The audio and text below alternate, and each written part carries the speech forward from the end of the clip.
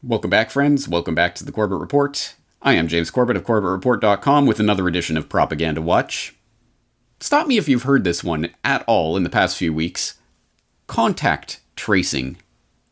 I'm willing to bet you have heard about contact tracing in the past few weeks. I'm also willing to bet it is a term that you have never heard before in your life prior to the last few weeks. Something to cogitate on, and I have a remarkably profound but remarkably simple observation about that coming up for you. But for those who have somehow managed to miss this term, contact tracing, and its definition, well, why take it from me? Let's take it from the Clinton Global Initiative. One of the elements, key elements, in your plan to be able to reopen California, and I liked it, by the way, because you didn't overpromise. You didn't promise you could do things you couldn't, and you made it clear that unless you could do it without more people getting sick and dying, it couldn't be done. But one of the things that you have to be able to do is to track people who are positive. Where were they? Who were they in contact with? How can you hem up any recurrence of this? Massachusetts has recently announced that they're going to try to build a statewide tracking program, and they've asked Partners in Health to run it for them. And they're one of my partners in the work we've done in Africa, Haiti, and other places. But where are we going to get all these contact tracers? Should we have, like you did with California did with the Conservation Corps of young people? Should we have a contact tracer corps, even if we call it something more elegant? Should we really build the first public health network we've ever really built in this country around this issue?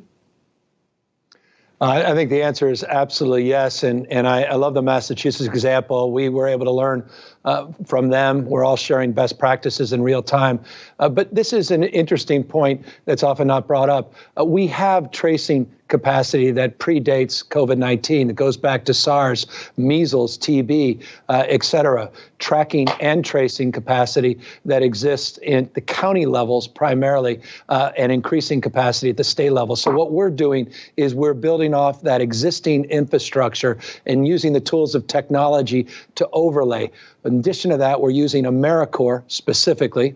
And thank you as a champion for AmeriCorps for decades. We've been able to take advantage of that workforce. Obviously, our Conservation Corps, what we have now is called Cal Volunteers. In the spirit of Sarge Shriver, we are asking people, thousands of folks, to be part of this new corps, to get trained and to help us with the tracing, because you're absolutely right. The predicate for getting back to some semblance of normalcy is our ability to identify individuals through testing, to be able to trace their contacts, to isolate individuals that have either been exposed or quarantine people that are tested positive. And that's just going to require an army of folks and the capacity of consideration from individuals to allow for their privacy to be impacted by that kind of acuity of attention based upon where they've been and who they talked to. Oh, yes. Contact tracing. Is that what they're calling it now? Because it seems to me that this is the nightmare panopticon total surveillance grid that crazy conspiracy theorists have been warning about the creation of for decades now. But no, you silly conspiracy theorists, you were completely wrong. That never existed, and you were crazy and paranoid for even caring about it. But, oh, here it is, and it's now called contact tracing. You see how this works. This leads to a remarkably profound and remarkably simple observation about propaganda. Propaganda is PR. All propaganda is, stripped down to its bare bones, is a marketing campaign designed to sell an otherwise unpalatable idea to the public. If it was palatable in its pure form, they wouldn't need a marketing campaign surrounding it. They wouldn't need to dress it up and call it something else and give it a fancy name and introduce it in some PR glitzy way. No, they would just state it openly and plainly. The fact that there is a marketing campaign that surrounds an idea shows you that it is propaganda of some sort, designed to make you accept an idea that you would otherwise be resistant to. And one of the simplest and most effective marketing techniques for unpalatable ideas is to simply name that idea something else and then present it in a context where it seems to be good. So that you can take something that literally, for decades, for half a century at least, maybe more, go back to 1984. I mean, I know it's referenced every few minutes these days, but it's because it is wildly appropriate for the times that we are living in. People have understood for generations that the creation of a panopticon grid of total surveillance is an absolute nightmare. There is no other way to understand what the creation of such a grid of total surveillance other than as a nightmare scenario. Unless, of course, you're dealing with the event that changed the world as we know it, and the entire rules of civilization are going to have to be rewritten because of the dramatic events that have taken place in Pandemic 1, as Bill Gates has just rebranded, is attempting to essentially market the propaganda campaign around SARS-CoV-2. It's now Pandemic 1, which of course implies there's going to be a Pandemic 2, doesn't it? Makes you wonder what Bill Gates is up to, doesn't it? But at any rate, yes, there is a marketing campaign surrounding Pandemic 1, and one aspect of that is to rebrand the complete and total government surveillance of everything you do, everywhere you go, everyone you talk to, everything you purchase, and everything else to do with your actual physical meat space life. The total surveillance they're going to repackage as contact tracing, which, again, is a term that you've never heard before in your life, so you don't have any pre-associations or baggage around that term. It's not surveillance. It's not some sort of invasive thing. It's just contact tracing. Well, that sounds rather passive, doesn't it? And of course, it embeds with it a million pieces of very, very worrying data, doesn't it? So, yes, the Clinton Global Initiative is just one of many, many outlets that is trying to introduce this idea to the public discourse right now and framing the way that those words are being introduced to the public. So I would invite you, just as an experiment, just type the words contact tracing into a news search, any sort of search or news search that you tend to use. Just type those words in and read some of the many, many entries that are coming out right now, some of which are saying, well, lawmakers have some concerns about the ways that contact tracing could be used by the big tech companies because they might not respect your privacy.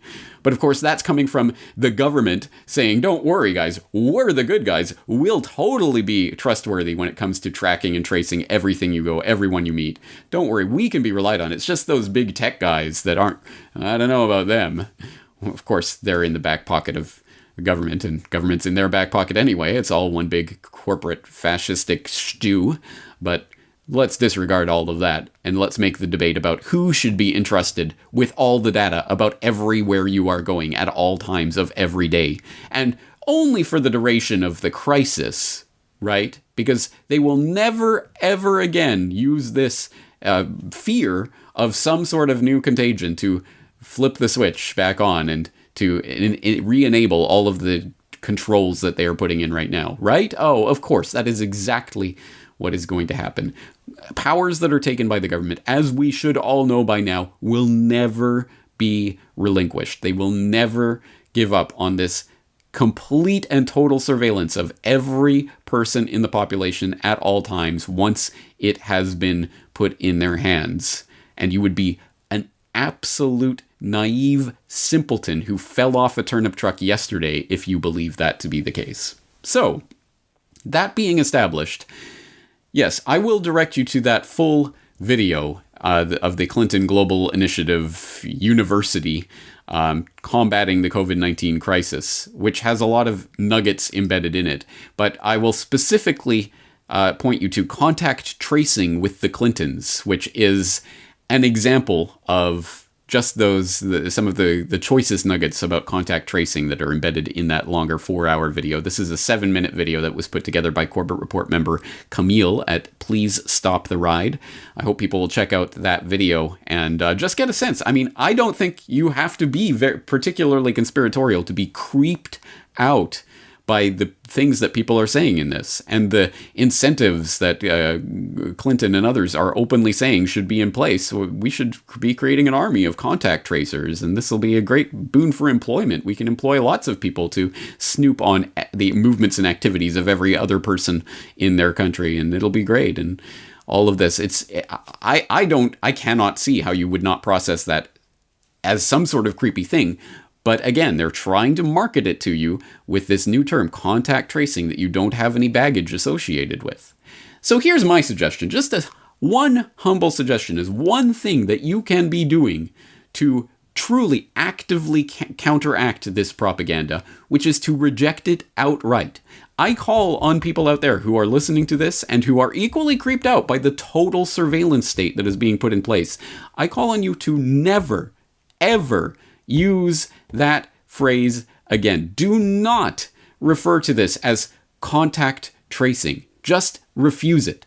And I haven't put a great deal of thought into this. I'm sure there are greater marketing minds out there than mine that can come up with a better idea. But I think, why not use something that we all can understand as creepy Orwellian total police state surveillance grid? Why don't we call it, say, instead of contact tracing, why not call it Big Brother surveillance or something along those lines? Or just say Big Brother. Just refuse to say contact tracing and just replace it with Big Brother. So, for example, if we were to re-engineer the contact tracing conversations that the Clinton Global Initiative is hosting with more accurate language inserted, it might sound something like this.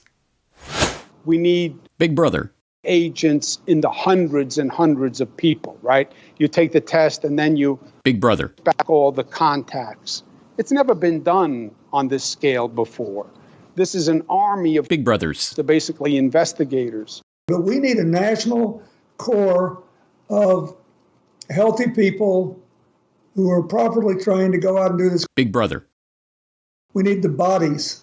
And it seemed to us as though no sort of systematic or concerted efforts around Big Brother were taking place in Massachusetts. So Massachusetts has recently announced that they're going to try to build a statewide Big Brother program, and they've asked partners in health to run it for them. And they're one of my partners in the work we've done in Africa, Haiti, and other places. But where are we going to get all these Big Brothers?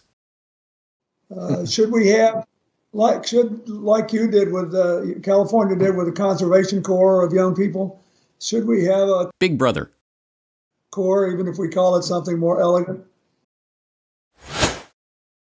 See what I'm saying? Do you see how that can kind of change the inflection of what's being said and the way it is being said? Do you understand how that might make a difference? Anyway, I think it's a seemingly small change, but it actually means a lot to refuse the language as it is coming into place. Because exactly as we saw with the War of Terror, for example, which they insisted on calling the War on Terror, well, by changing the terminology that they give us to talk about such things, we can counteract the narratives that they're saying. So refuse to say weapons of mass destruction, say weapons of mass distraction, or whatever it is, which sounds like just a pithy, silly thing to say. But no, you are consciously choosing to reject the language that they are using to try to sell to the public, to try to make people just turn off their mind and go with this new word that's being introduced in a certain context, to make them think about those words. And I'm not saying go out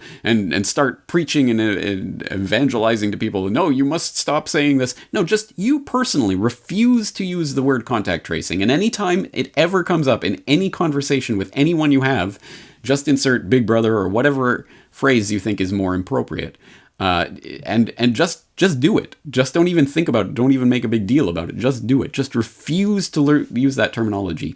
That is something that will go some way towards propagandizing the term that they are trying to introduce to the public, which is total panopticonic Big Brother surveillance. Now, On a more practical level, yes, to the extent that people can, for example, stop carrying the slave device around in their pockets and stop taking it with them everywhere they go. That absolutely should be done right now. 100% people should be spreading awareness that, yes, you do not necessarily need your slave device with you at all times, tracking everywhere you go. Because regardless of what they're calling it and what they're saying about, oh, you'll have to sign, don't worry, it's all voluntary, you'll voluntarily download this app. We all know that is cockamamie nonsense, and we know that you are being tracked and databased and surveilled in all sorts of different ways at all times of day and night. But the base level of what I'm saying here today is that please be actively, consciously aware of the language that is being used to introduce this new concept, this old concept in a new bottle, new wine, old wine for new bottles for old wine, whatever that phrase is. You get the point. It is something that we already understand in one context as being horrible, and we are being asked to accept it as wonderful in this other context because it's been given a new name and a new twist. Refuse to go along with that twist. That is important to maintaining your cognitive freedom, which is the base level of any freedom that we may or may not have. And so I will put that out there. And if there are greater marketing minds than mine out there in the audience, you suggest your own term.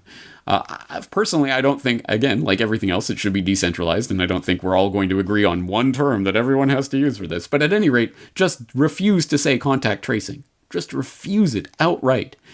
And I think that is an important step. And not just contact tracing. I hope you understand. This is a general point about propaganda in general. They try to introduce terminology into our lives. They try to insert the words by which we can describe certain phenomena, and that in some way structures our reality. An exceptionally profound and important point, but exceptionally simple when you break it down to contact tracing? No, that's Big Brother. Anyway, that's the thought for the day. I hope it is a useful one. As always, I'm going to be here day in, day out, busting out information on this unfolding crisis as it comes. I hope you'll be there to join me for it, not at any controlled social media platform, but at CorbettReport.com. Looking forward to talking to you again in the near future.